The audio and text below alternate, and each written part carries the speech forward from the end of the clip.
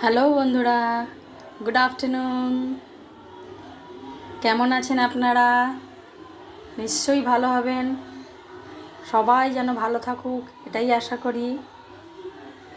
আজকে দুপুরবেলা রেসিপি করেছি আমি ডাল, আলু ভাজা, এই দেখুন কাঁচকলা ভাজা, কাঁচকলার খোলা সমেত ভেজেছি।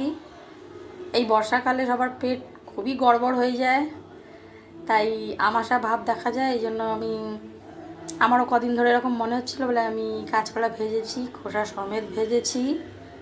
এই দেখুন, আর একটু বাড়ির ছেলেদের জন্য একটু ডিম ভেজেছি।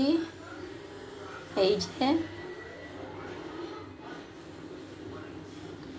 এই ভাজাভুজি আজকে। আপনাদের দেখে কেমন লাগলো নিশ্চয়ই কমেন্ট করে বলবেন। ধন্যবাদ।